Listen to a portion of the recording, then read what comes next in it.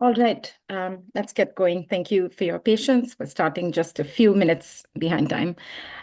Welcome to this talk titled The Tamil Question in Post-Crisis Sri Lanka by Dr. Madura Rasaratnam. This event is organized by the Center for India and South Asia Research at UBC, the University of British Columbia, in association with People for Equality and Relief in Lanka, Pearl, where Dr. Rasaratnam is executive director. I will say a little bit more about Pearl shortly. Before that, I'm Priti Narayan. I'm assistant professor in the Department of Geography at the University of British Columbia and executive committee member of the Center for India and South Asia Research. I want to give a quick shout out to Ambihe Akilan, soon to be graduate with a BA in human geography, one of our absolute star students, who's also advocacy officer at Pearl and proposed the event. Quick thanks also to my colleagues at CISAR, Veena Sriram and Viramana, as well as program assistant Rudaba Tabasum and Menur Loan for their support with logistics and publicity. I want to begin today's event by acknowledging that UBC is located on the traditional, ancestral, and unceded lands of the Musqueam people. Our discussion today on ethno-nationalist violence in Sri Lanka, the genocide of Tamil people, and Tamil futures is through an acknowledgement of the original stewards of the land. For the past year and a half, we have also been witnessing the genocide of Palestinians by the Israeli settler state in a spectacular escalation of settler colonial violence that has lasted for decades now. Several commentators have written about the resonances between what happened in Muliwaikal and Gaza in the last 18 months. Sri Lankan Tamils and Muslims in Sri Lanka and in the diaspora have been expressing solidarity for Palestine consistently and emphatically. Today's talk, I hope, is an opportunity for all of us to continue to enact solidarity together, learn from the past, and reflect on what we need to do for a better, more just collective future. In this context, it is my absolute honor to welcome Dr. Madura Rasaratnam to give this talk. Dr. Rasaratnam is senior lecturer in comparative politics at the Department of International Politics at City St. George's, University of London. Her work examines the comparative and international politics of ethnic conflict and conflict management. Her 2016 book, Tamils and the Nation, India and Sri Lanka Compared, examines the Tamil question across these two contexts and their very diverse trajectories. Importantly, and alongside her scholarly work, Dr. Rasaratnam is executive director of Pearl, People for Equality and Relief in Lanka, a research and advocacy organization focused on the rights of Tamil-speaking peoples in the northeast of Sri Lanka. Since 2005, Pearl has done important work towards the formal recognition of genocide of Tamil people and to continue to push for accountability and justice for Tamils. Today's talk will reflect on the Tamil question in Sri Lanka today, especially since the 2024 elections, which elected a coalition that is left-wing and anti-establishment, with one of the parties even having led uprisings against the state in the past. What does this mean for Tamils in Sri Lanka today?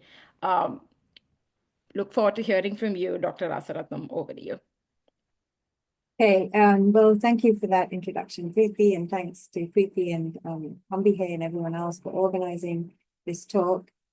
So what I'll do is I'll speak for about 25-30 minutes and just give a kind of broad overview of the things that I think are pertinent to understanding the Tamil question in Sri Lanka today after these historic events of the last maybe 2-3 years. So Sri Lanka has been through a significant shift, significant and important changes. There were quite historic elections, presidential and parliamentary elections in 2024, in which the coalition that came to power called the National People's Party, the central party of that, the Janaka Vimukti Perumana, which in Sinhala means, I think, People's Liberation Front, has in the past led to, as Priti said, 2 armed uprisings against the state. So it's very much a kind of anti-establishment party. And as late as 2019, in the presidential elections of 2019, the JVP candidate, who is now president, Kumara Dissanayake, AKD, as he's known in Sri Lanka for sure, only got 3% of the vote. So from getting 3% of the vote in 2019 to 2024, winning the presidential elections and then winning the parliamentary elections in a substantial landslide, there's a big shift. And so what is that big shift? Well, the big shift is the economic collapse of 2022. The economic crisis of 2022. The economic crisis was really, a balance of payments crisis. So it happened because of a series of external shocks. Question mark over the word external. Let's just bracket that for a second. But the Easter Sunday attacks, which, aside from the brutality and the devastation that they caused, also led to a kind of collapse in foreign exchange earnings through tourism. So the Easter Sunday attacks were then followed by the COVID-19 pandemic and a reduction in remittances from abroad, as well as tourism, further kind of cut back on tourism through traffic, massive restrictions on travel. So Sri Lanka suffered a kind of catastrophic collapse in its balance of payments because it's extremely dependent on these external resource flows. And so because of the collapse of these foreign exchange earnings, it was unable to finance the import of key essential goods, fuel, pharmaceuticals, food. I mean, the beginnings of the crisis, I remember from relatives in Sri Lanka, was that you were no longer able to buy turmeric, which, if you know South Asian cooking, it's pretty much like salt, right? So if you don't have turmeric, you may as well not cook. So the beginnings of that were this collapse in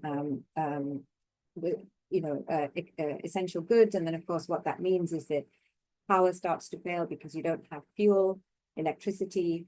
There are electricity shortages, there were blackouts, and eventually, things got really, really desperate, to a point where there was a possibility that Sri Lanka would have to sort of start switching off ICUs and stuff because it didn't have enough power. At that moment, actually, the saving thing, the thing that sort of filled the bolt holes, was really kind of like immediate humanitarian relief that came from India. So in the midst of this economic collapse, what happened was that, which is kind of unprecedented in Sri Lanka's history, Sri Lanka has had repeated balance of payments problems throughout its history since independence. So it became independent in 1948. And I think since then it's had 17 IMF bailout programs, right? So this is a kind of country that faces chronic balance of payments problems. This one was particularly bad because of the compounding of these external effects, but also because there was a severe delay in going to the IMF. The government at the time did not want to go to the IMF because they knew the kind of restrictions that they would have to put in place after that would not be popular.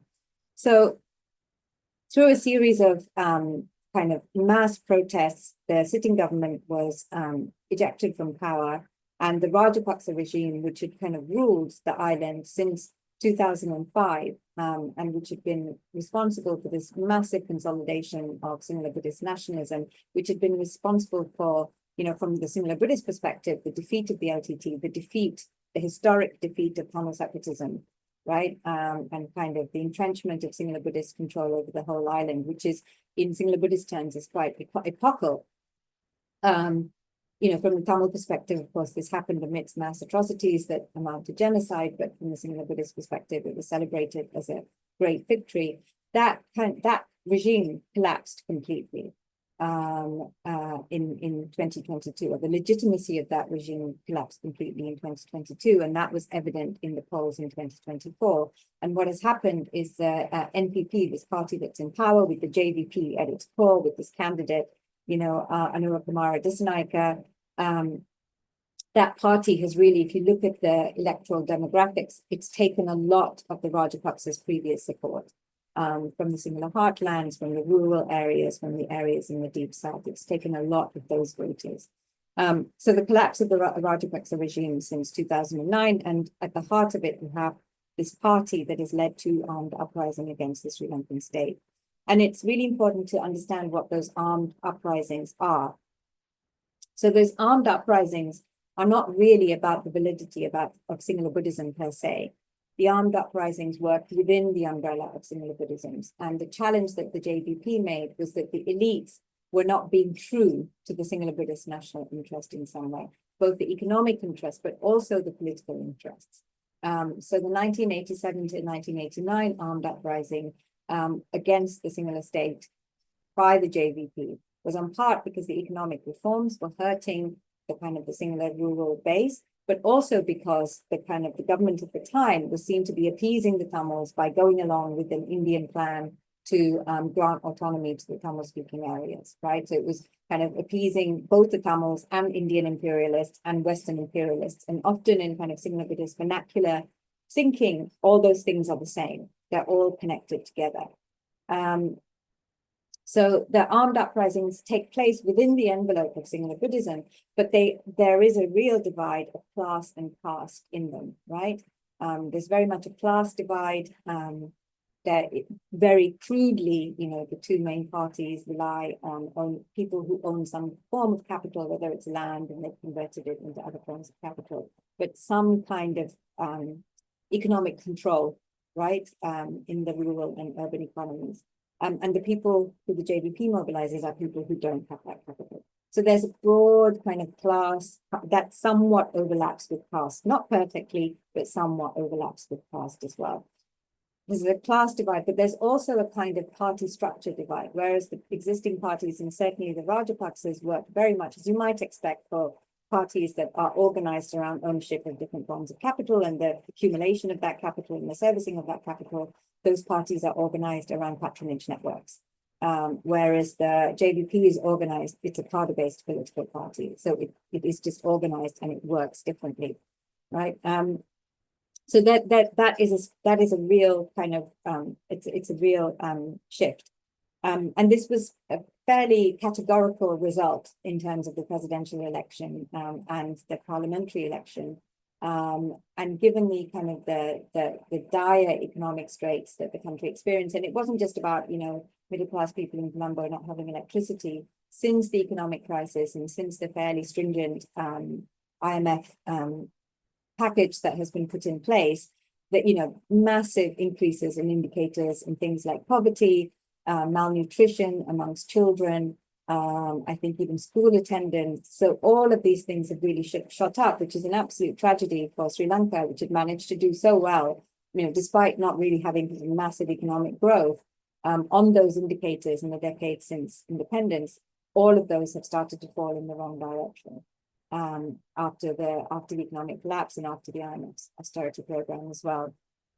So what do we then, where is then the Tamil question in all of this, right? So the first thing I think that it's really important to think about is Sinhala Buddhist nationalism itself, which is, so there's kind of two things that I think are important to understand about Sinhala Buddhist nationalism. First, it's sort of content, the mythos, if you like. The mythos is important sometimes, in kind of academic analysis of nationalism. We think, oh, it's just constructed. If it's constructed, it can be deconstructed. Well, things are constructed in more or less sort of secure ways, and not everything that is constructed can be easily deconstructed. So the mythos of Sinhala Buddhism, there's kind of its explicit content is worth getting to terms with. And then secondly, the nature of Sinhala Buddhist nationalism as any kind of dominant nationalist ideology, how it sits in society and where it sits in politics is also, I think, worth understanding in terms of, the potential for addressing the Tamil question.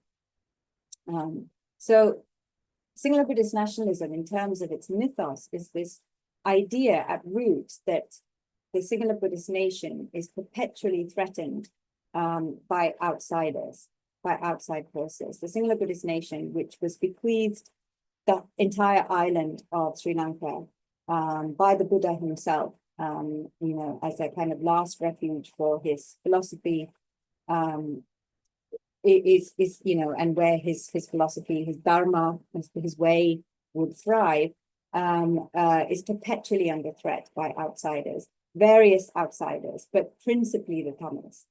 And this goes back to the mythos that there have been repeated invasions from South India, in the form of the Pandyas and the Cholas who've come and destroyed this idyllic, hydraulic, Buddhist, pacifist civilization over time. And then the remnants of that are the Tamil-speaking populations of the North and East, right? Now, of course, the ancient history of Sri Lanka is way more complex and multi-layered than that. Not at least kind of one of the sort of significant points is that Buddhism lasted in South India much longer than it lasted in North India. And it's very likely that Buddhism entered Sri Lanka from the south rather than from the north, right?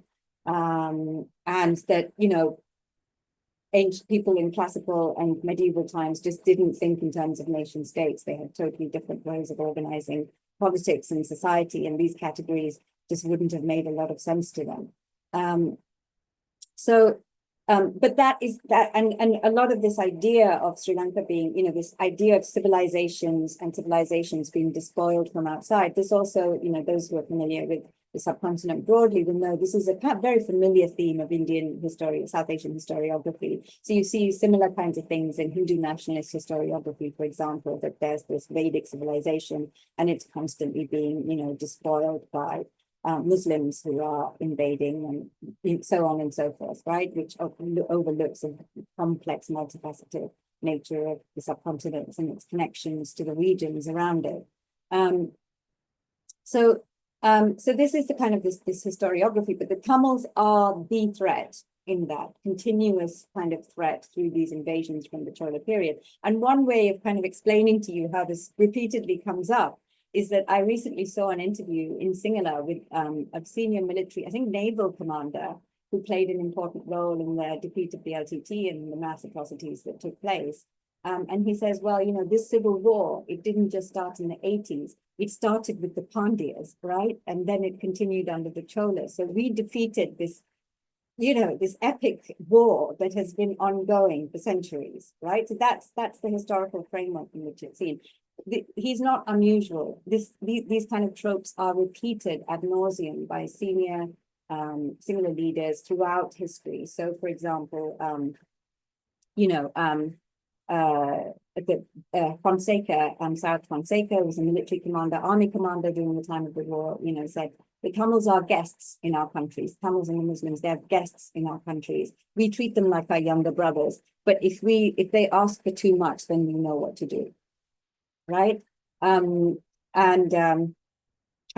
similar kind of leader said, the Tamils came here and sought refuge because they were trying to flee. They were fleeing from the Mughals, of all things. That although that in the history of South India, that never happened, right? That never really happened.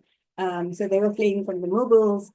And that's why they came to this island and we gave them refuge. But what's significant about this is that it is an ideology in which Tamils can exist. And indeed, Tamils should exist because they need to exist to be able to receive the benevolent acceptance of the Sinhala-Buddhist majority, right? So it's not a totally eradicationist ideology, right? It's not it doesn't require total eradication, right? In the way that you might think about the very aggressive Zionism that's on display towards peoples of Gaza and West Bank, which just requires total eradication, right? So this doesn't require total eradication. What it requires is subordination. And it does require some minorities to be there because then those minorities are the site on which this benevolence can be enacted, right? So the annihilatory violence is a violence against not like every single Tamil body per se, but the possibility of Tamil bodies mobilizing to want more than subordination, right? And that is kind of ingrained. So firstly, that's the mythos. That's the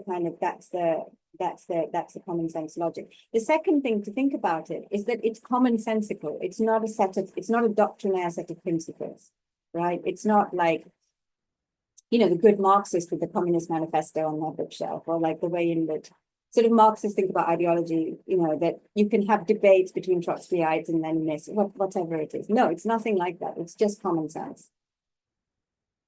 It's just a way of making it's what Pierre Bourdieu would call habitus, right? It's just ingrained. It's a way in which you make sense of the world. So it's quite powerful then, right? It's quite a powerful thing. Yes, it is constructed because nobody on the island had these ideas in, let's say, 1740. So it's quite historically new, but nevertheless, it's deeply powerful. I mean, the thing to say about there is an equally kind of commonsensical, Tamil nationalism. It just doesn't have a very developed mythos. It has a mythos, but that mythos is very 20th century. You know, it starts with the Sinhala Only Act, the riots. There's a mythos but it's a very 20th century mythos. And it doesn't really think about the past beyond that very much. It just says, you know, here we are, right? So this is the kind of this is Sinhala-Buddhism, and the way to think about how we got to this position and how we got to the events of May 2009. You know, everyone who's familiar with Sri Lanka even a little bit knows the history. So since independence, there's just been an escalating series of kind of acts of discrimination and violence. So Sinhala Only Act, then sort of exclusion of Tamils from the military, from the public services, from access to particularly kind of coveted places in the higher education through standardization. There are also repeated kind of pogroms, 50s, 60s, and then there was a really intense period when it was almost incessant from the late 70s to the early 80s, this incessant violence, including some kind of key anniversaries that are, I mean, so the Tamil nationalist kind of mythos, if you like, is full of anniversaries of atrocity, basically. So like this period, those in the audience who are Tamil will know, from May to July, it's just a period of remembrance for atrocities. You know, there's the 83 riots, the anti-Tamil pogroms, which is the beginnings of global Tamil diaspora, as we see it now, you know, in Toronto, for example, and in other places in Canada and in London as well. And 1981, which is like particularly iconic because that's when the Jaffna Library was burnt down, which at the time I think was one of the largest libraries. And it had collections of old manuscripts as well. So the JVP that has just come to power is completely inside of this habitat. It is not outside of it. Right? It's not external to this Sinhala-Buddhist ethos. They grew up within it. And so it's a shared habitus. And the JVP kind of re-emerged after the 87. So as I mentioned, the 87 uprising was on class terms, that, you know, the kind of, it's not exactly working class, but those without capital among Sinhala society were being hard done by the economic reforms of the 80s, but also that the Sinhala elite was selling out the Sinhalese through this kind of appeasement of Indian imperialism and appeasement of the Tamils. And you know, then they sort of after the 89 uprising, they came back with the current sort of trajectory of rise started in the mid 2000s, and that was again opposition to the peace process as it was happening, right? Really the last time Sri Lanka had the chance of a negotiated way out. And the JVP were one of the vocal opponents of the peace process. In fact, they were allied with the Rajapaksas at the time in resisting the peace process. AKD himself was one of the key actors after the tsunami, 2004 tsunami, which hit the North and East particularly hard. There was, because it was a peace process at the time, there was something called a post-tsunami aid sharing mechanism, PTOMS or something, Operational Aid Sharing, technocratic name, which basically even the government at the time agreed that the Northeast was particularly hit hard, that the LCT controlled areas were particularly hit hard. There had to be a way of sharing humanitarian aid. That was torpedoed by a coalition in which the JVP was central. So in the end, the North and East got zero international aid, even though most of the deaths took place there after the tsunami. Now, it was rebuilt because there was, the LTT had a government structure and diaspora funding to organize that government structure. So the North and East was rebuilt after the tsunami, but it had nothing to do with the central government or the international community. So this is the kind of this is the point. So in a sense, what I'm saying is that the fact that there's this been historic shift doesn't necessarily mean anything for how the possibilities that Sinhala Buddhism might accommodate Tamil national aspirations. However, and this is the key point for which this current moment has opened up, the international dynamics are hugely significant. And we see that also in, Israel-Palestine, right? So I don't know, is it the 52nd day now in which there has been no aid to Gaza, right? No humanitarian relief. So it's 50 days consecutively without something, I don't know the exact number, but it's been a while now where the blockade of humanitarian trucks going into Gaza has lasted by Israel. That doesn't, you can't, impose starvation conditions and kind of create a man-made famine without an enabling international environment. That doesn't happen without an enabling, because nothing can happen in secret now. You can't have a massacre in secret in the current global dynamics. So what that means is that if you are having a massacre, it means that there are structures in the international that are quite happy for you to do that, are going to let you do that. So likewise in Sri Lanka, the extent to which Sri Lanka has been able to perpetuate violence, to a great extent, has relied on enabling international conditions. And it has, for a great part, had enabling international conditions throughout most of the post-independence period. So in the post-independence era, it was kind of happily positioned somewhere between the non-aligned West, the non-aligned movement in the West, never fully falling into one or the other. During the 1971 insurgency, for example, many Western states came to Sri Lanka's support, even though it was a left-leaning government, against the insurgency. And then in the late 70s, early 80s, the government took a decisive turn to the right. The Rasaratnam government joined the kind of the anti-communist West, or the free West of the Ronald Reagan era, and the kind of the escalation of the armed conflict in the late 1970s and early 80s was really fueled by military support, military training, hardware from the US and its allies. So Pakistan, but also crucially Israel.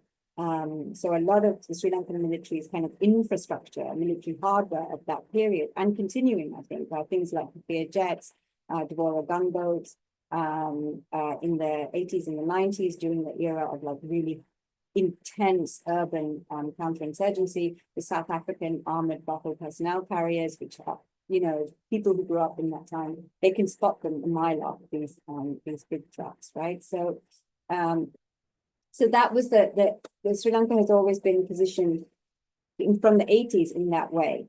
And then, of course, the war on terror came along. And that gave an additional boost, because here we have a democracy, a liberal democracy, open market democracy, fighting against a terrorist organization. And the LTT was then, in the 80s, it was called the kind of communist terrorist organization. It did have some slightly leftist roots. And then by the time of the end of the Cold War, it was now being labeled an ethno-nationalist terrorist organization, because obviously after the end of the Cold War, nationalism was bad. So there have been enabling kind of and the structures of the structures of the kind of the post-Cold War era, the war on terror, were really very, very important in terms of legitimizing Sri Lanka's decision to exit the Norwegian peace process and to kind of pursue war again in 2005, 2006. Very important. For example, one of the key events was the EU decision to prescribe the LTT in the middle of the peace process in 2006. Canada also prescribed in 2006, I think. So, logistical military support from the US and from India as well, all coordinated through the umbrella of anti-terrorism. So all of these things were kind of the enabling environments which led to May 2009. Which led to the mass atrocities of 2009, which, as I've said elsewhere, are kind of remarkably similar to what was happening in Gaza. So humanitarian siege conditions, starvation conditions, lack of medical supplies, deliberate targeting of the medical infrastructure, deliberate targeting of the food distribution infrastructure, and then this kind of corralling people into so-called no-fire zones and then firing them. Actually, I'm kind of revisiting Sri Lanka, like I have researched it at the moment. And if you look back at it, this strategy is actually something that Sri Lanka developed in the mid-90s. You can see it being deployed in the siege of Jaffna. You could even see it in the first kind of major siege of a Tamil civilian center, which was the siege of Jaffna in the mid-80s, again, like a blockade on essential humanitarian supplies, etc. And I know this period is important because that's at the time that my parents were thinking of going back to Sri Lanka after they had finished some, work that was taken overseas. And my grandparents had said, don't come here, go anywhere, but don't come here. So it's, so that, that kind of the state brutality is not something that happens overnight. These practices evolve and evolve and evolve over time. And in fact, there's a lot of work by Francis Harrison and ITGAP has shown a lot of the military commanders that were involved in the mass atrocities in 2009 were also involved in the kind of the crimes against JVP insurgents in 87 to 89. So there's an intertwining of the brutality as well. So international conditions are key. And I think the current international moment is also, the post-2009 international moment is also kind of an interesting one to think about. So despite the fact that some international structures will create an enabling environment for atrocity crimes and for all kinds of state repression, resistance is also possible. And so in the post-2009 era, what we saw is this kind of mass mobilization of the diaspora, which nobody expected, including Sri Lanka, because Sri Lanka really did think May 2009 would be shock and awe. That, after that terrific kind of shock and the power of the violence and the level of the eradication that took place, people would just be stunned into silence. There would be nothing left. There is nothing left. You just have to surrender. And so you could be the site in which benevolence can be enacted. And in fact, a lot of the things that happened after the end of the war, you can read them as like the Sri Lankan state thinking that it was now, it now had a pliant population on which to enact various kind of acts of benevolence. But that didn't happen. And so the diaspora kind of counter-mobilized in the way that, what I think nobody would have foresaw on October 7th, 2023 is just a massive global wave of resistance, a civil society resistance to Israel's assault on Gaza across, many parts of the West and also many parts of the non-West. So I don't think anybody would have seen it coming at the level that it did. So resistance is also possible. And that resistance has constrained Sri Lanka's space for maneuver in the past 15 years. It has. It's constrained its space for maneuver, and it's opened up space for some dissent in the north and east. It has. It has made that possible. And also, in crude kind of material terms, Sri Lanka's capacity to reproduce the Sinhala-Buddhist state through kind of cheap relatively liquid financing from the West. So Sri Lanka was borrowing on the capital commercial markets from 2007 onwards quite heavily to fund the war and then to fund the post-war Sinhala-Buddhist state as well. Alongside the aid, people focus on the aid from China, but that's not a significant economic crisis as the commercial borrowing. The commercial borrowing, the kind of economic largesse from Western states who are happy to see a kind of southern state adopting free market, all of those things, those possibilities have really started to close up, I think. It's unlikely, it's unlikely that there'll be a possibility for that kind of borrowing by southern states and international capital markets in the near future, given that interest rates are high, right? And are likely to stay high. They're also potentially in the era of a restructuring of the international financial architecture. And yes, there is an emergence of, these other multilateral groupings like BRICS with their own kind of investment vehicles like the Asian Infrastructure Investment Bank and others. But again, it's too early to say how all of this will work out. But what Sri Lanka was hoping was another Cold War-like dynamic, right, in which both sides would offer the Sri Lankan state kind of incentives right? Cash incentives or whatever, diplomatic incentives to come over to their side, right? And this would both provide some kind of like financial support, but also provide diplomatic cover for the ongoing targeting of Tamils and Muslims. But I, I don't see the international working out that way. I don't think there are any of the kind of emergent power centers have a real strategic interest in maintaining a Sinhala-Buddhist state, right? Which requires fairly large amounts of capital injections to keep it afloat. So in that kind of, amidst that constraint, I think is where the possibilities of kind of different way of addressing the kind of question emerge. I'll leave it there. Sorry, I went on a bit longer than I thought I was going to.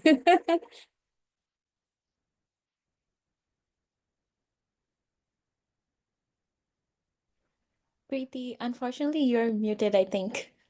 Of course, that had to happen. Madura, thank you so much for that. I have so many questions, but maybe I'll start with one as we encourage our audience to raise their hands if they want to unmute themselves and ask a question, or drop it in the chat and we will get Madura to respond. Madura, maybe I might start with this. Thank you for that, like, kind of sort of, sprawling overview of what has happened in the last few decades and how we might understand the sort of post-2009 scenario in Sri Lanka. And I think one of the things that I find really interesting, and I think it kind of connects to Pearl's work also around diasporic mobilization towards the recognition of what happened in Mulevakal in 2009 as a genocide and the continuing kind of advocacy for accountability and justice for Tamils in Sri Lanka. I suppose I'm asking how we might connect this kind of diaspora mobilization to national politics in Sri Lanka. How has diaspora mobilization impacted or not election outcomes last year, or even since even the sort of downfall of Rajapaksa and then what has happened since? How might we understand the relationship between diaspora mobilization and local election results, and then what happens since, and what does that mean for the question of the Tamil nation per se? Yeah, so electoral politics in Sri Lanka are, particularly in the Tamil-speaking areas, they have a specific dynamic, right?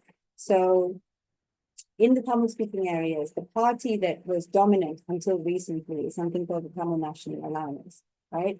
Now, the Tamil National Alliance has an interesting, how people read why they vote for the TNA and how the TNA presents itself are different things. So the TNA was actually formed during the peace process, specifically to back the LTT as the sole representative of the nation.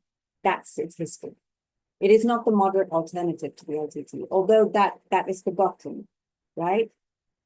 In the kind of the English analysis, right? Because it's a kind of convenient way of saying, well, now you have to let go of that politics and follow this moderate politics with the TNA. So in the Tamil language, when the TNA, and my friend Mario Araldas is just about to defend his excellent PhD on Tamil nationalism after 2009 as a transnational phenomenon. It's actually, he would have been the perfect speaker for this talk. He's just about to defend, his PhD. And he's done extensive work on this. In the Tamil language, when the TNA goes for elections, it explicitly draws on its connection with the LTT. Right? So this is this kind of two-stage performance, which happens in other places as well, I'm sure, right? That happens in situations of ethnic conflict. So when they campaign in the Tamil-speaking areas, they will draw on the familiar tropes of Tamil nationals. They will say, if you don't vote for us, right, people won't know what you want, right? People will think you've abandoned the LTT. Okay? So they did this for a while, but the kind of the wheels came off that particular wagon after the economic crisis. I mean, they were starting to fray anyway between 2015 and 2019 because they won a mandate. And then they started negotiating with the 2015 to 2019 government. The Prime Minister was Ranil Wickremesinghe, who has always been seen as this great liberal hope, which is astonishing, really, if you know anything about his background and his history. And if you want to know his politics, just watch the Al Jazeera interview he recently did with Mehdi Hassan, which I also played a small part. That's Ranil Wickremesinghe. That was the great hope of liberalism for about 20 years. There we are. So they lost a lot of credibility then. And then, of course, during the economic crisis, it collapsed. So what happened is people then start voting against the TNA. Different independent parties. The NPP also scored some votes. It got a significant proportion of the vote, but it's that there is a kind of yearning for something different. The anti-corruption agenda, all of those things are significant.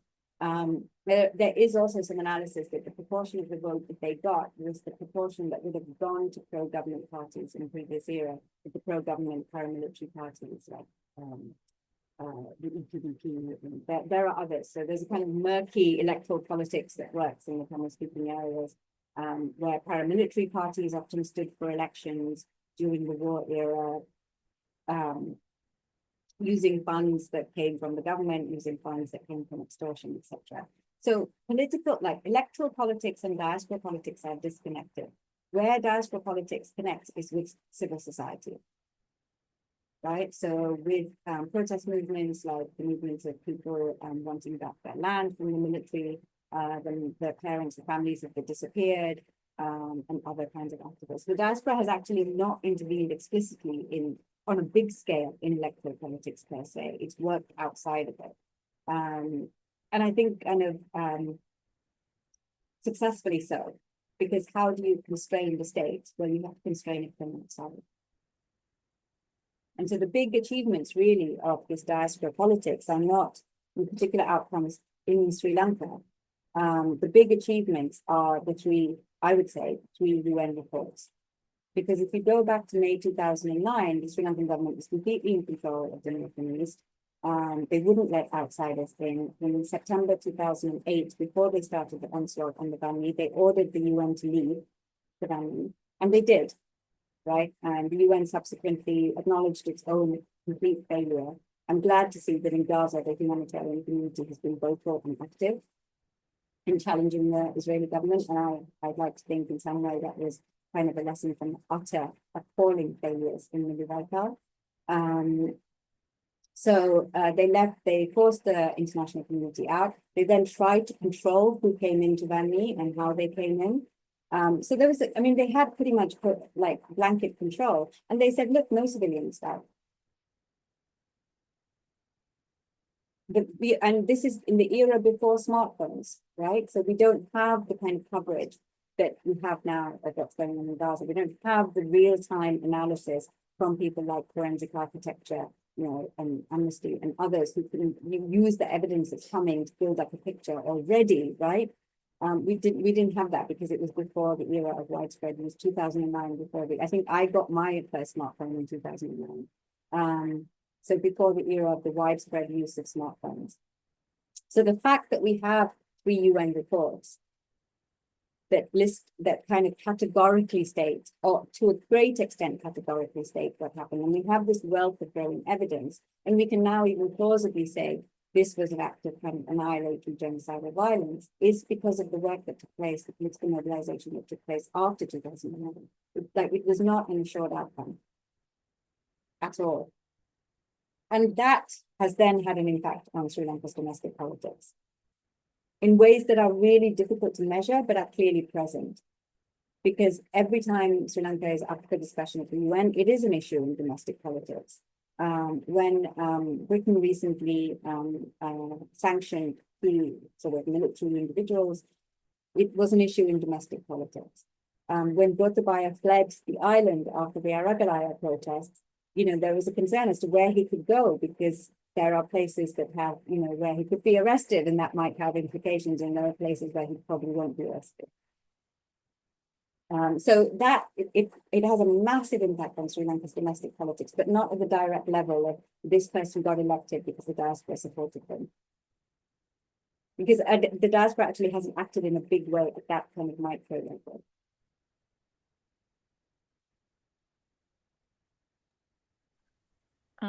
Thank you. Now's a good time for questions from the audience.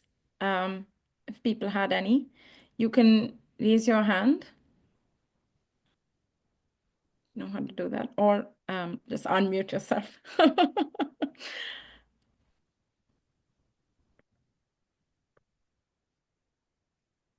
Maybe I can start. Please. Thank you so much for this nice talk. So since I'm not that into this political game because I'm a natural scientist, it was nice to hear how it went and so on. So my question is, as I heard right, the Buddhism nationalism is they see us or like the Tamil people as threat. Like, do I understand that right? Yeah. So is there any organization or are there any organization to communicate with them or do educational work that, for me, it's important that we do not see them and us like separate groups. So communication is the key, I think. So do you know that if there are, any organizations or educational work to show them, okay, that we are not a threat. We just want freedom. We don't not want to hurt you or something like that. We want to live like with Christians and Muslims all together. Yeah, that's a good question because your question is really asking about how do you get changes in attitudes, Exactly. right?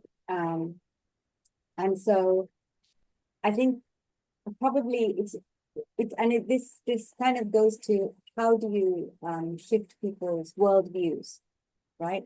That's an important question. The rise of the right all over the world, actually. How do you shift people's worldviews? And one of the things that is often talked about is kind of like fact checking in the West, for example, right? Fact checking and brings this idea of fake news, right? So if you just give people the right information, then they will change their minds. I think that probably won't work. There have been these initiatives and they've happened for decades, bringing Tamil people and Sinhala people and Muslim people together, but that doesn't get at the structures of politics, right? The deep structures of politics and the deep structures that reproduce this kind of thinking just in everyday life, in schools, in the news, if you have a president, like a Sri Lankan president will go on an interview and say, well, they are not even the original people of this country. That it's not a huge statement, but it just reinforces that kind of that sort of common sense thinking. That kind of those changes require something more kind of structural to shift. It can happen, but it takes kind of things shifting from the outside. So if I can give you an example to think about. In Britain, there was a conflict in Northern Ireland, which is called a sectarian conflict, because it was on the one hand national between the British and the Irish, but it was on the other hand somewhat overlaid with religion, so Catholics and Protestants. And the Protestant communities there were totally opposed to any kind of integration with the Republic of Ireland. But over time, since the Good Friday Agreement has been in place since 1998, it has not been perfect. It has been deeply contentious. It has been very, very troubled. Things have shifted. I was actually in Belfast about 2 years ago, and I've never been to that, even though it's part of Britain. I've never been to Belfast before, but I was really taken by how people could talk. I mean, there's this famous saying, they can talk about the conflict and they can discuss the history of the conflict without enacting it at the same time. And this is hard in Sri Lanka. In Sri Lanka, everybody says, we want to be together, don't divide us, blah, blah, blah. But you can't talk about May 2000. You can talk about some things like the Easter Sunday bombing, but you can't talk about May 2000. You can't talk about, really talk about July. You can't talk about why the war started. No one can talk about that without reenacting it. So Sri Lanka is not in that. So it can happen because I've seen it happen in Northern Ireland. And I grew up in Britain, and I remember a time when, you know, the kind of the hostility to the Republican movement was real and visceral. When, for example, the leaders of Sinn Féin, which is a political party, which is closely linked to the Republican movement in Northern Ireland, you know, you couldn't hear their voices in British television. They had to be mimed by like actors. So, you know, you have these kind of people who are Irish, clearly Irish accent, with British accent speaking. It was very surreal. So that has shifted. How that shifts in Sri Lanka, I don't know, but I've always thought that the first important shift that has to take place in Sri Lanka is that like Sinhala-Buddhist politics and Sinhala-Buddhist competition has to stop being about Tamil people and Muslim people, so that it can be about kind of the substantive issues of politics in everyday life. But you know, I take your point about how important it is to shift attitudes. I'm just not entirely persuaded that it's education that does it. Sometimes it comes in a roundabout way.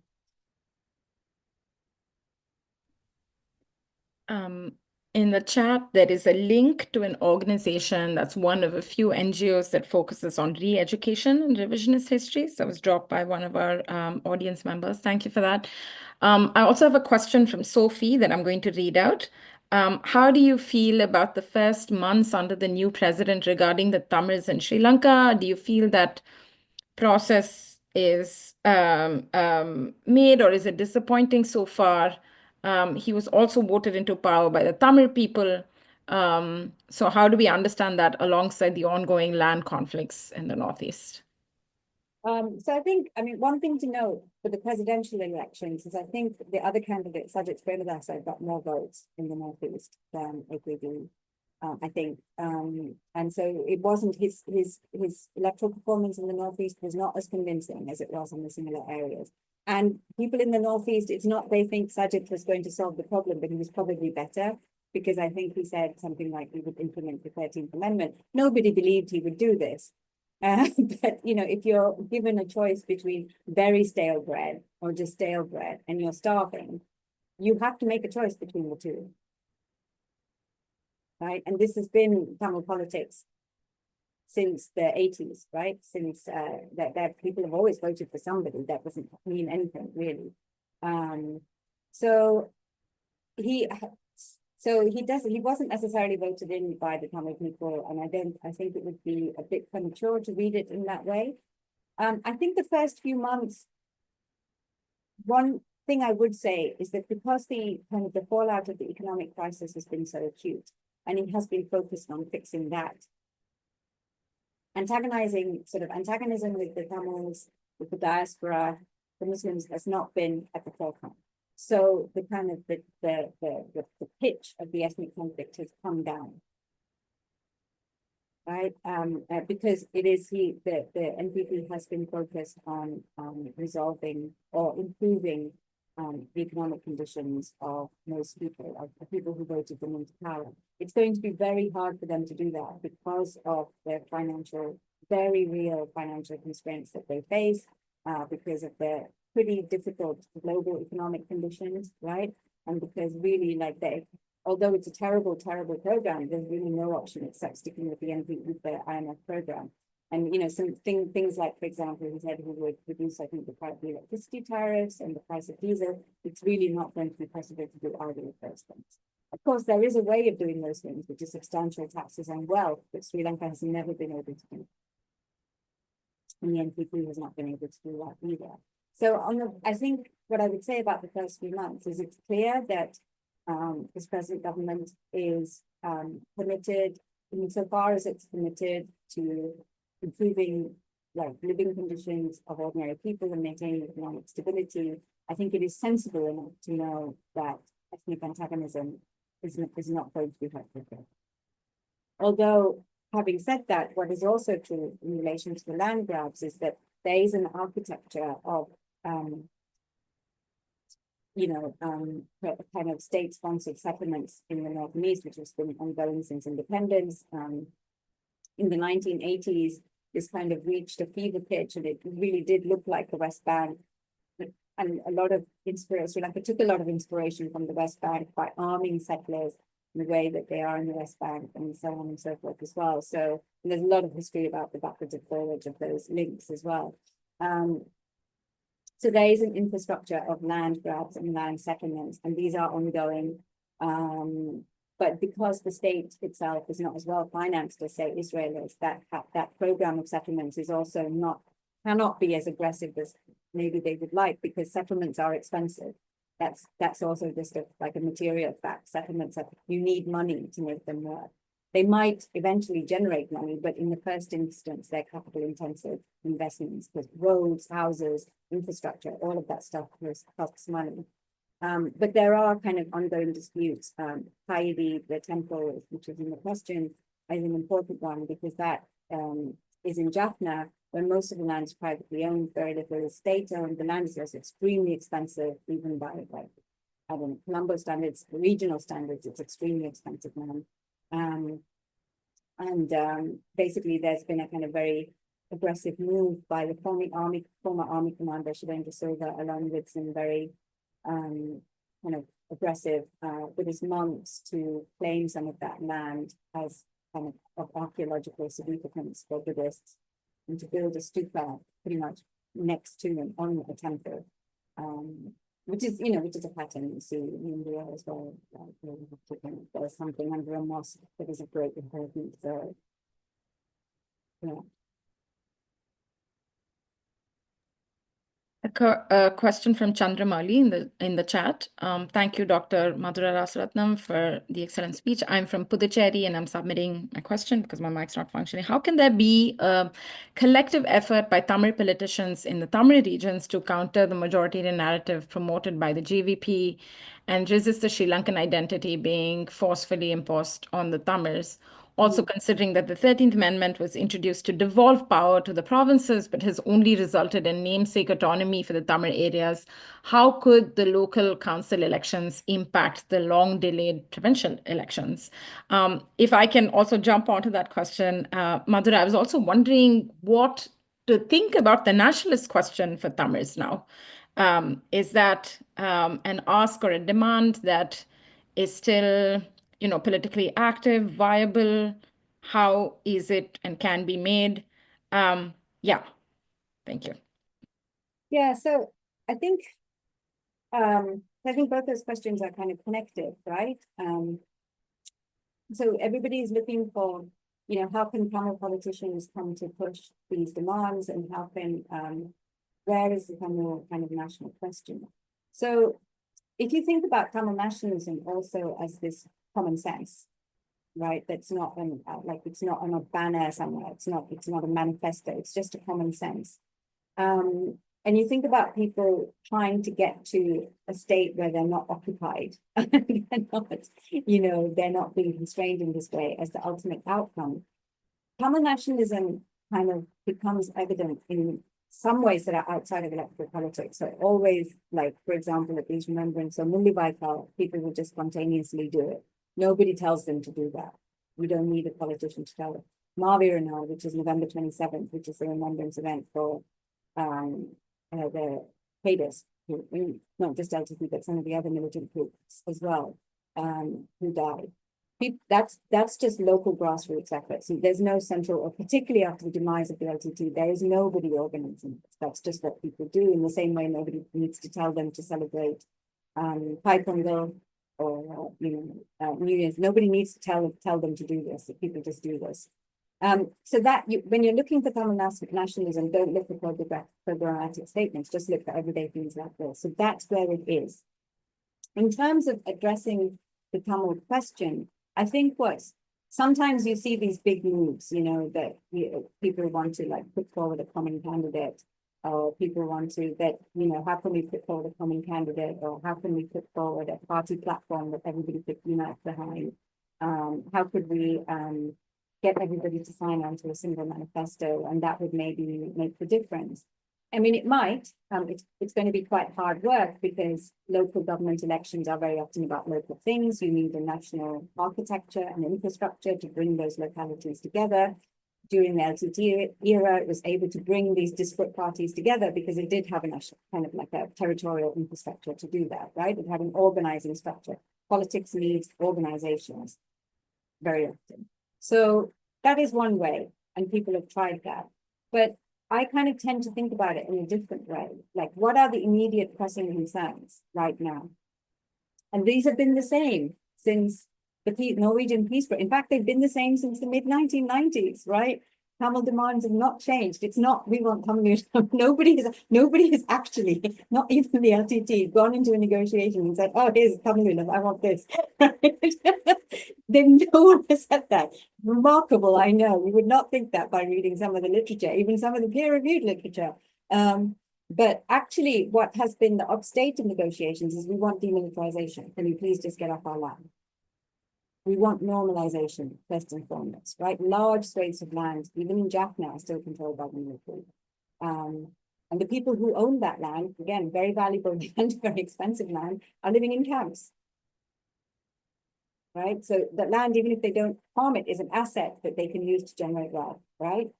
Which is theirs, like it's rightfully theirs. They have legal documents to show that it's theirs. That, you know, the military owns it. The military itself is building bungalows on it for holiday resorts and whatnot. So it's always been the kind of the way to advance, I think, these Tamil demands have been through actually what has been the focus is demilitarization, normalization, recognition in the international arena, and in the diaspora, kind of accountability and justice as well. So that, I think that's where the Tamil, like, if you see words like demilitarization, it's effectively a Tamil nationalist demand. And that's been the center. Like, if you look at the negotiations that the LTT had with the Sri Lankan government in 1995, that is going back now 30 years. It started with demilitarization and normalization and lifting the siege, lifting the humanitarian siege on the Jaffna Peninsula. Right. So none of those things have really changed. I mean, I think what has happened now is because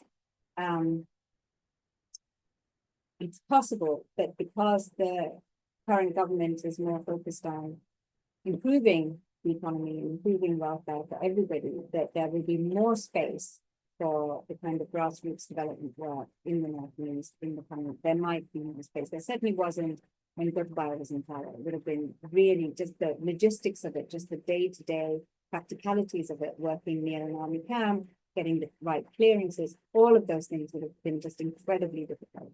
I mean, I know people who just even like simple things like doing a survey to find out like levels of need in a particularly remote rural population.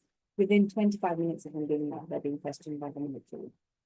So, you know, that it's so that just the logistics of that could have been hard. You know, maybe that will shift. I don't know. And so, you know, there were kind of, if the NPP was open to listening to concrete demands like that, it would be those things. It would be making those day-to-day things easier. I think some parts of your response segue nicely into the next question by Sagi in the chat, which is the question of the architecture, really, right? How were the LTT so successful in resisting the Sri Lankan state and creating a de facto state, despite international hostility against Tamil self-determination? And do you think that today's global context would have been more supportive of Tamil demands in the 2000s context? Yeah, that's a good question, actually. I mean, I kind of, that book I wrote ages ago, kind of looked at this because the international context was extremely hostile. After, you know, the kind of the conflict emerged between the Indians and the LTT, right? Again, it's actually this over demilitarization. In like the LTT was pretty much internationally isolated. There was no kind of even informal states of it, right? It's not like you see in the Middle East, where there is an axis of resistance. It's not resistance isolated. There is a global regional architecture of resistance.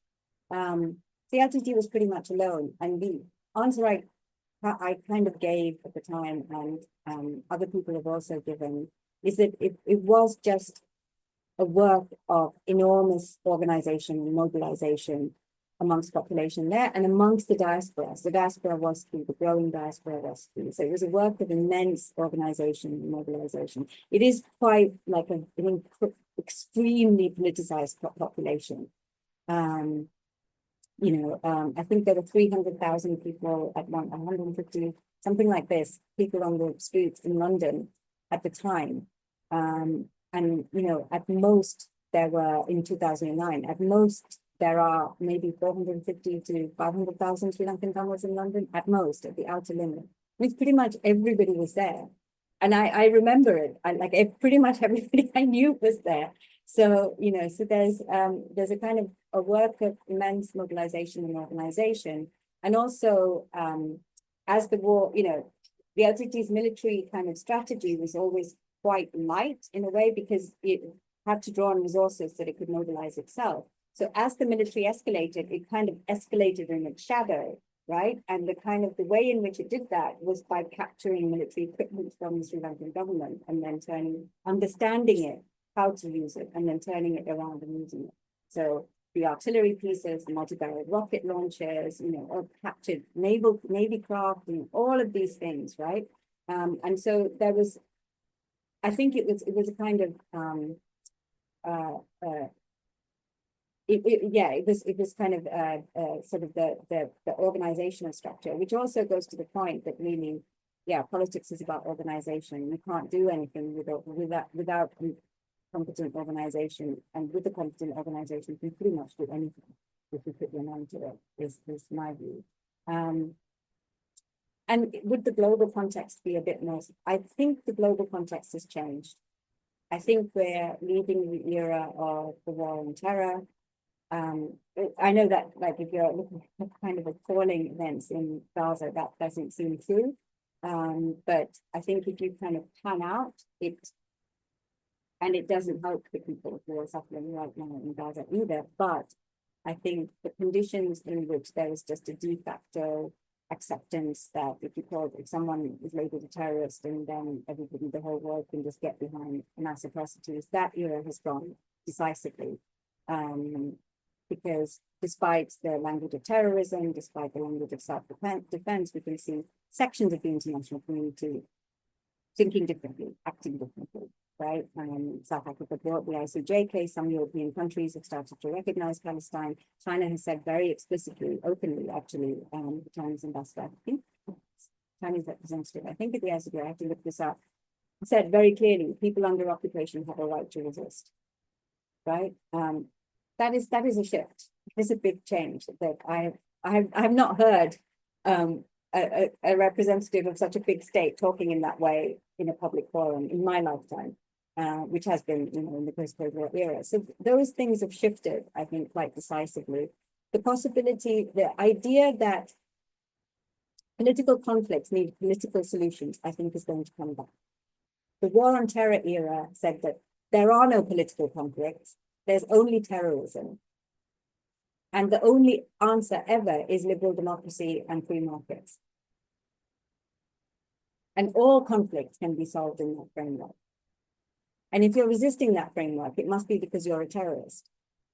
If you're resisting that framework for whatever reason, it must be because you're a terrorist or because you just don't understand, right? So I think that it may be too early, but I think that framework of understanding politics and political conflict is going to shift inevitably. And we see this in, some small ways. There was, I think China brought together all of the Palestinian groups to come to an agreement on a shared position, including Hamas, because they just said, well, this is an important actor. How could we leave them out? Because this is a political conflict, we have to have political dialogue to resolve that conflict. And everybody has to be included. So let's see. I mean, I think this era would have been more hospitable to the argument that this is not just about terrorism and territorial integrity. There's a political problem here that needs to be addressed. I think that as this moment unfolds, that argument would have had more purchase. But power politics is also now in a different in a different state with a different set of capacities and a different set of actors.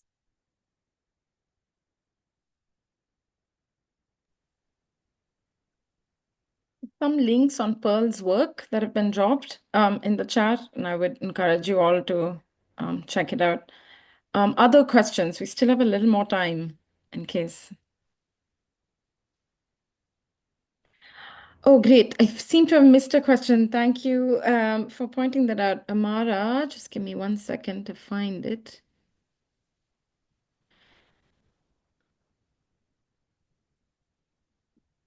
Amara, I actually can't find your question in the chat for some reason. Do you want to unmute yourself and just ask if you can? Oh, okay. It's in the chat. Let me read this out. The UK government imposed targeted sanctions recently, to which the NPP government responded negatively by encouraging the use of domestic mechanisms instead to address cases of war crimes. With the current decline in global funding and drying up of essential funding for civil society and organizations advocating for accountability in Sri Lanka, coupled with general fatigue, how can we imagine the Tamil diaspora playing a role in pressuring the current government? Is there scope for more productive engagement between the NPP and the Tamil diaspora? I think so. Yeah, I mean, many people have asked this question about domestic mechanisms.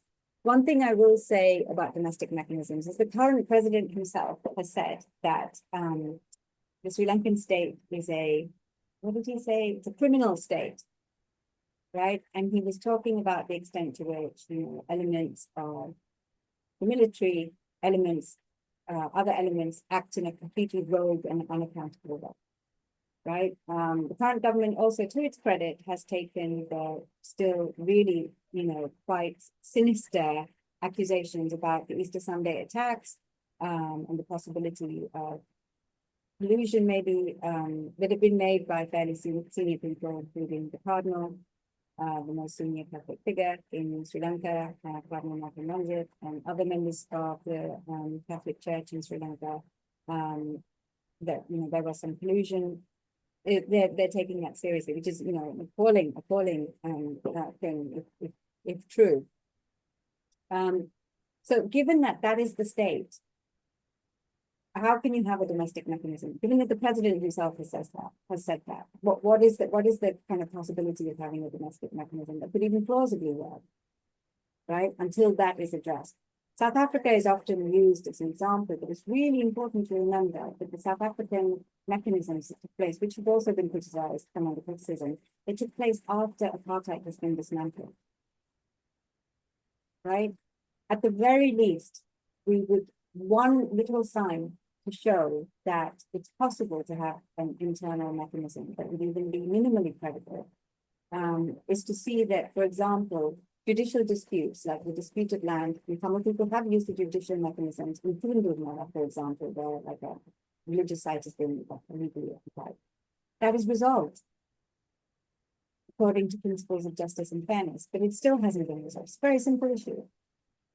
But if that issue can't be resolved, how can mass atrocities be resolved? This Thayidi temple that I was discussing earlier, the people who claim the land have this, they know it's their land, they can prove it. How can that not be resolved? How can a army commander go and buy that land and build a stupa on it without the permission of the, if you can't stop that from happening, how are you going to have war crimes taxed? It's like saying, I can't ride a bicycle, but I am going to enter the Olympics for speed racing. I can't yet ride a bicycle, but the next Olympics, I'm going to be an Olympic contestant. So that's my problem with it. It's almost, it's almost, I think it's almost a bit, I feel it, sometimes it just, people don't think it through, but I sometimes feel it's a bit insensitive, given the enormity of the crimes that we're talking about. So my daughter may want to join. She's Hi, Malavi. Do you want to say hello to everyone? It's okay, Mom. We're just wrapping up. Are you hungry? Yeah.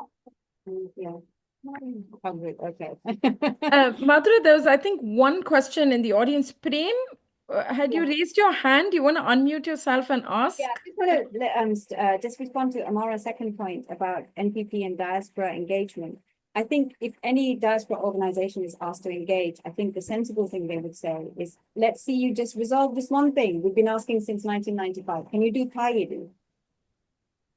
Can you just resolve that one thing? You don't even need to go to a court. You don't need to do anything. You can just resolve that one thing. And then, you know, let's see if we can go further from that. Prem, do you want to unmute yourself and ask your question? No, that's me. That's Yogan. Thank you. That's me. That's me. I think there were both questions. Maybe we could take it in that order. I thought I saw Prem's hand go up a little while ago. Oh, that is actually me.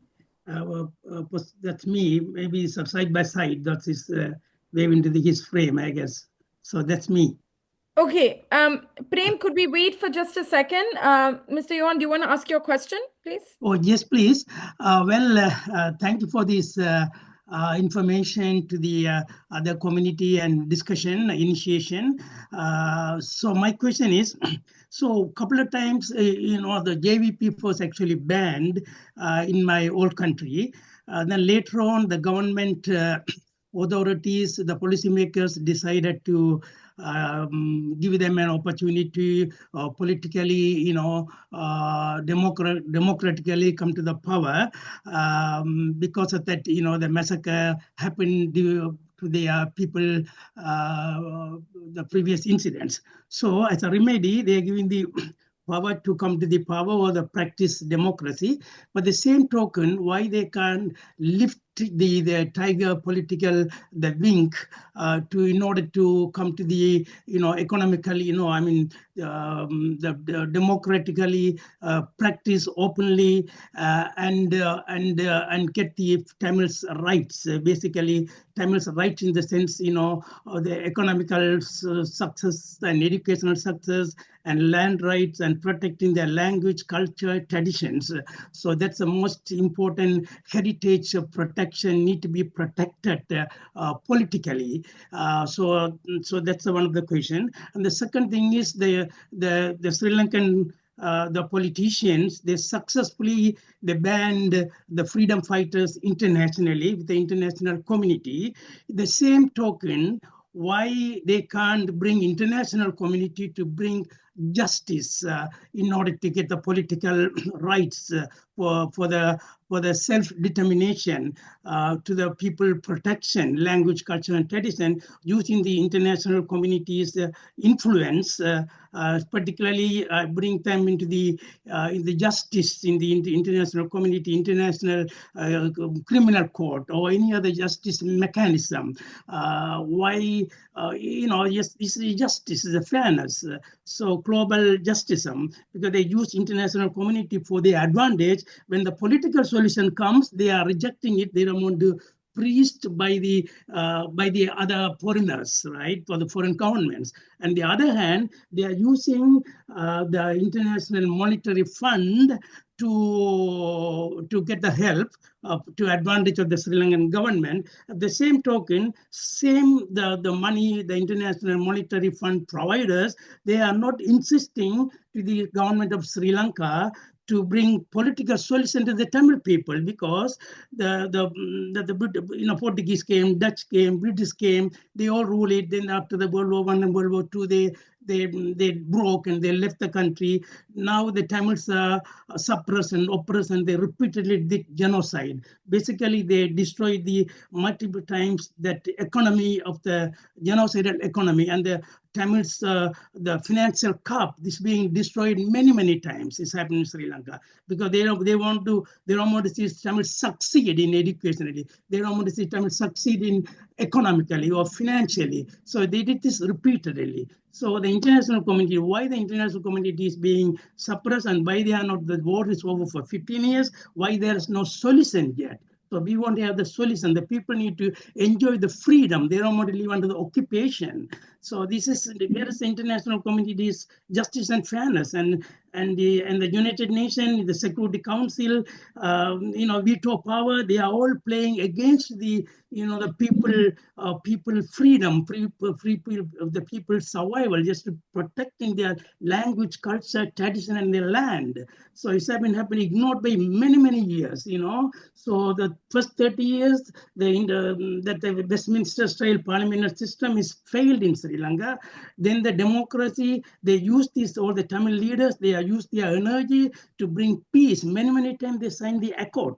And this accord was never implemented, never practiced. It's all abandoned. They throw it into the garbage. Then the Tamils got upset and frustration. Then they just decided to go by the armed struggle. So the armed struggle was happening another 30 years. Now the 15 years gone by, there's no political solution. It's very hurting. It's very emotional and sensitive thing. It's not addressed by the international community. And why they are behind, why they are lacking, and they are all looking up with their own. Yeah, thank you, Mr. Pillai. There's actually a couple of other questions, and in the interest of time, should we maybe ask all of the questions so Madura, you can respond to them together? Yeah, Prem, sure. do you want to ask yours, please? Oh, thank you for the illuminating lecture. Mine is very brief indeed. Your opinion about the upcountry Tamils. They have been living there for the past 100 years.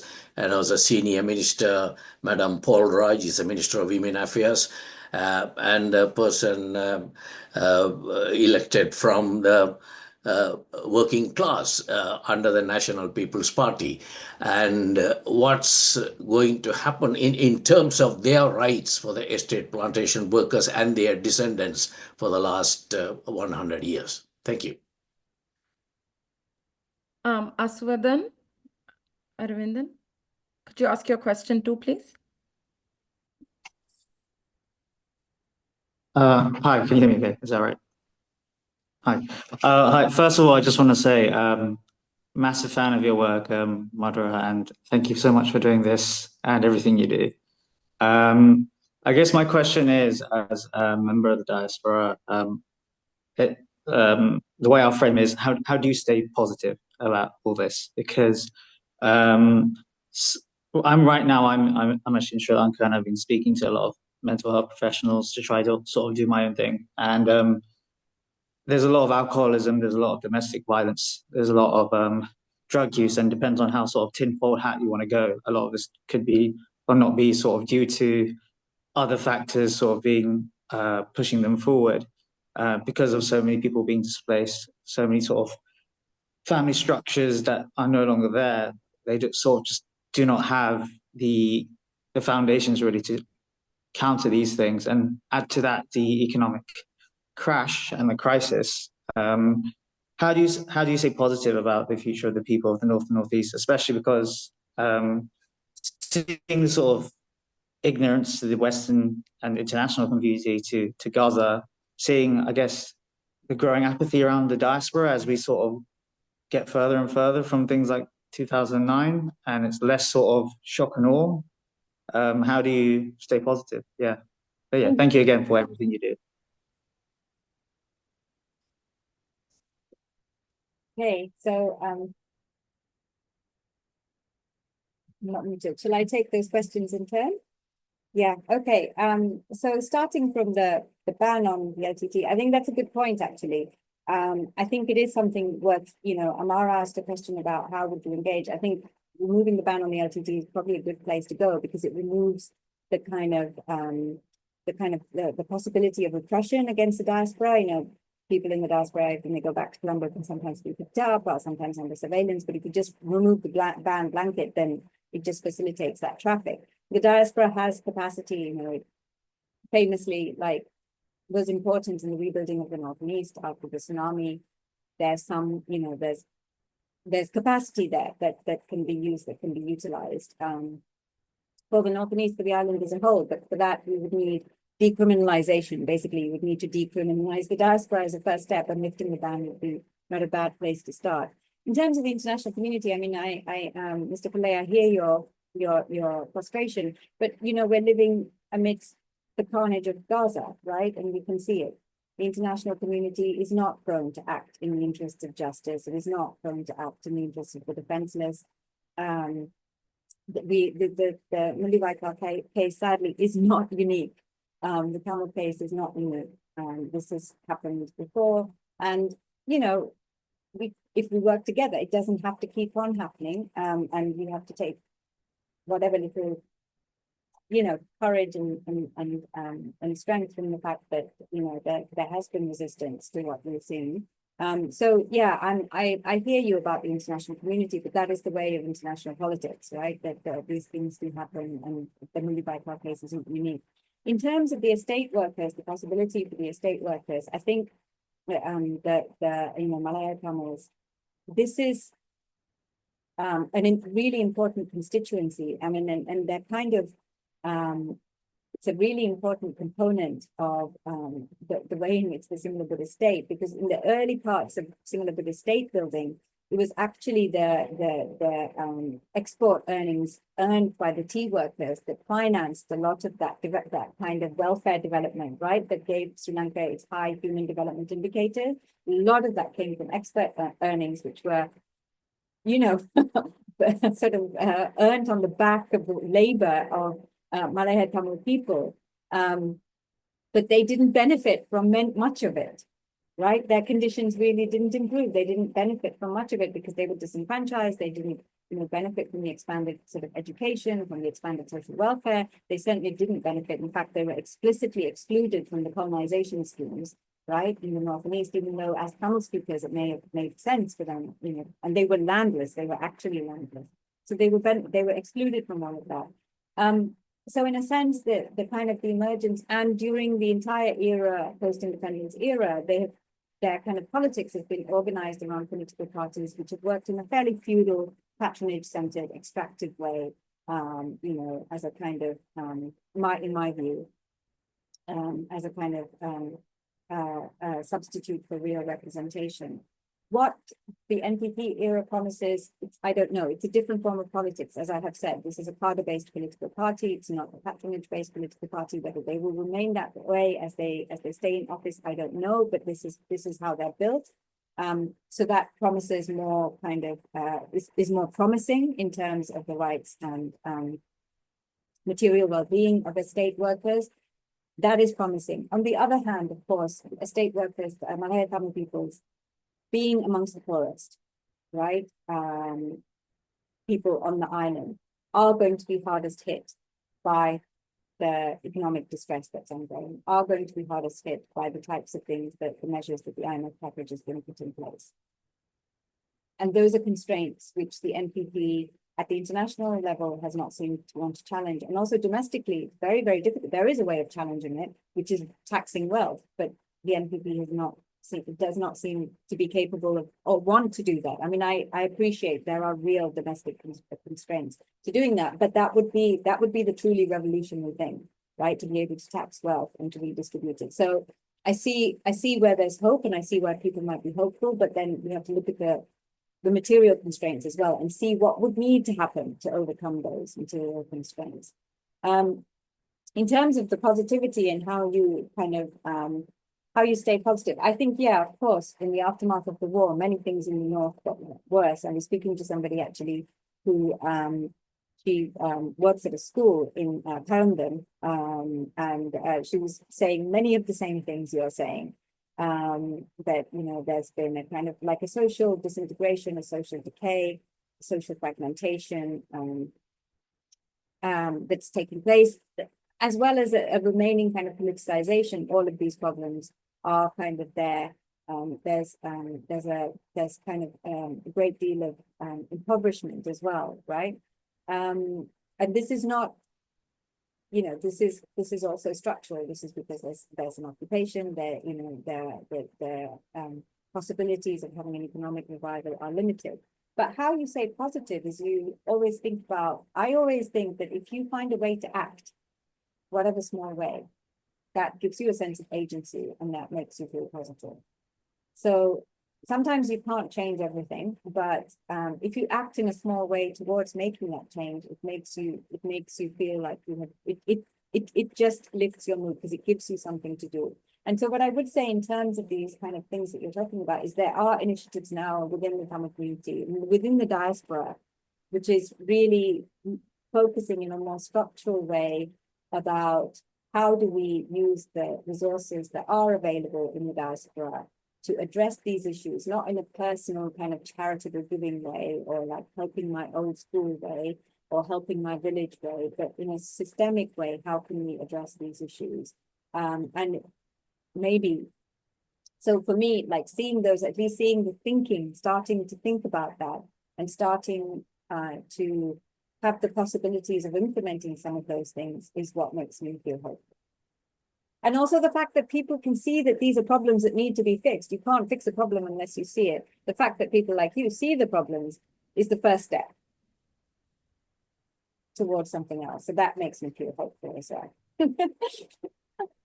Thank you so much for your questions and for the responses, Madura. We're past time, and I just want to take a minute to thank you for this incredible talk and for all of your responses and for the high level of engagement from the audience and the great questions. Amazing. Thank you so much. Just to wrap up, this event was organized by the Center for India and South Asia Research in association with Pearl. We've dropped a list of links in terms of where you can follow the various events that we organize, where you can find us on Instagram and our website. I hope you stay in touch and continue to come to events where we discuss contemporary issues in the subcontinent. Thank you again so much, Dr. Rasaratnam, for your time and for your talk. Thank you, everybody, for coming. Bye, everyone. Bye.